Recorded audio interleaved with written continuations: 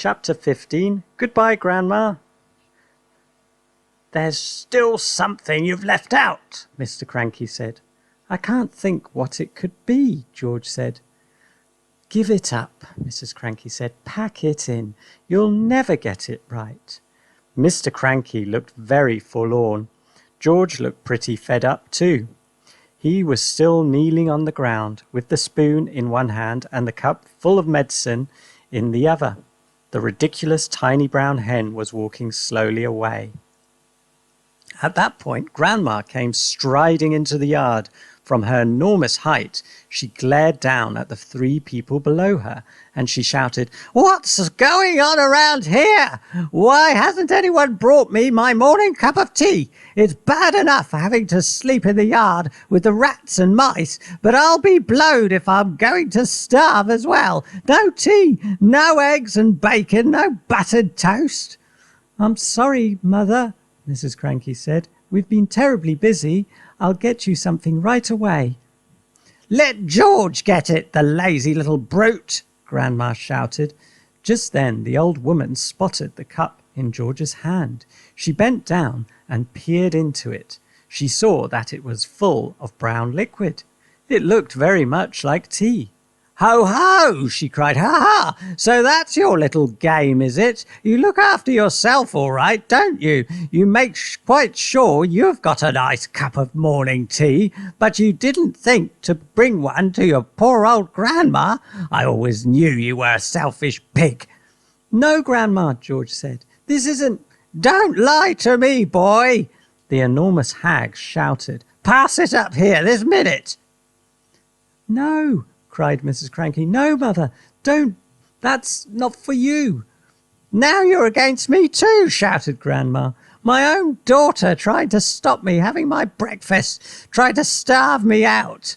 Mr. Cranky looked up at the horrid old woman, and he smiled sweetly. "Of course it's for you, Grandma," he said. "You take it and drink it while it's nice and hot." "Don't think I won't," Grandma said, bending down from her great height and reaching out a huge horny hand for the cup. "Hand it over, George."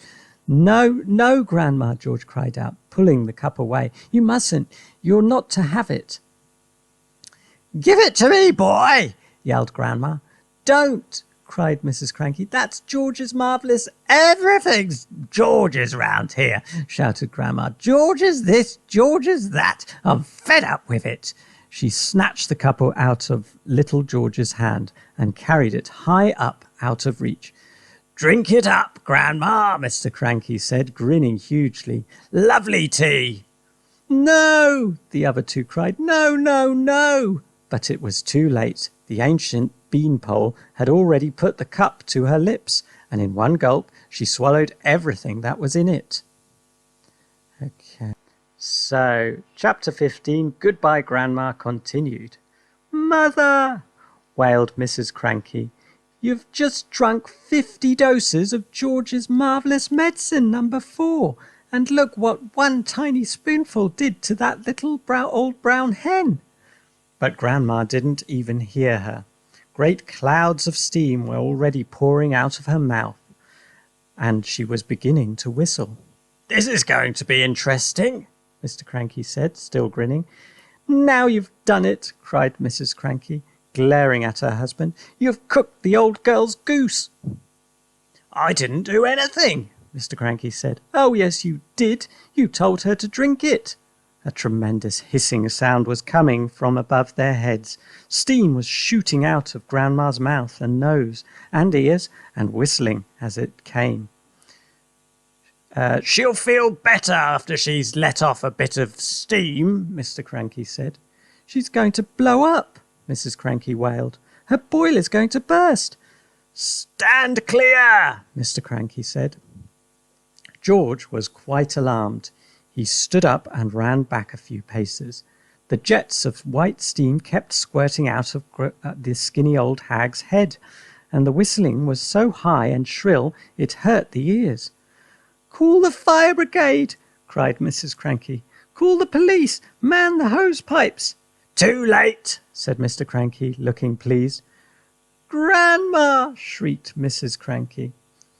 Mother, run to the drinking trough and put your head under the water.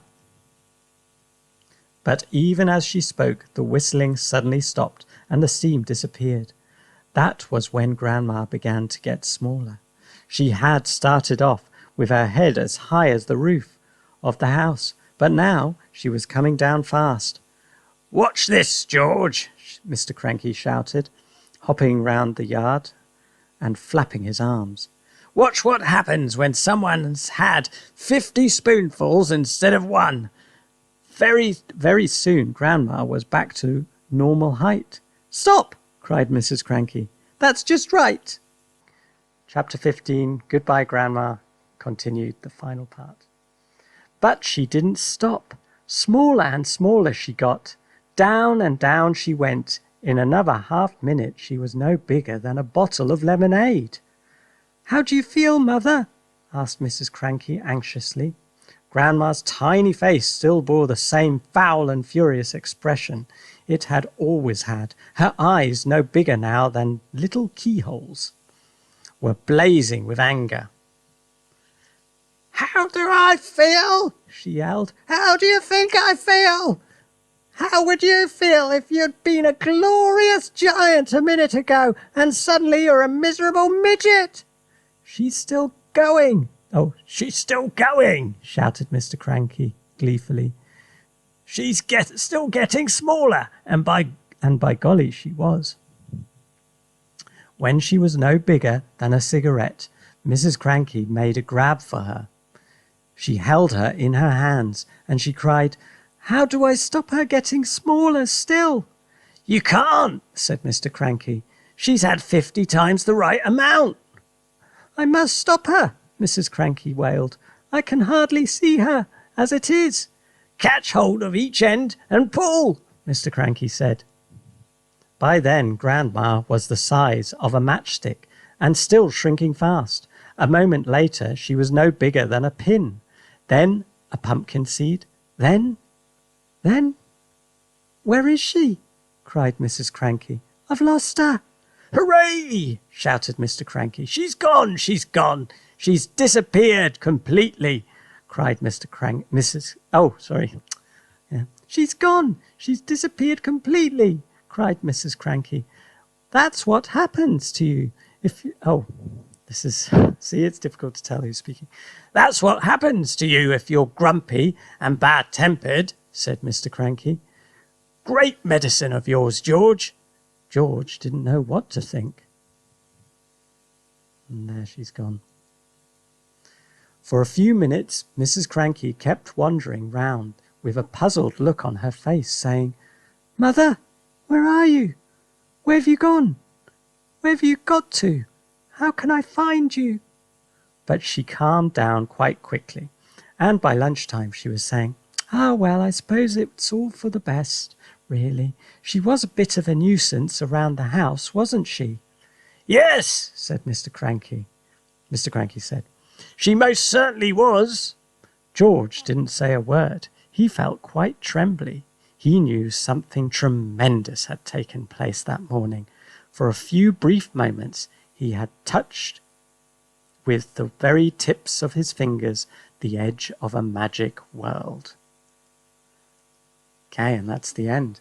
There's not much time left, but maybe we can squeeze in some people to read. So, Karen, you can have a go.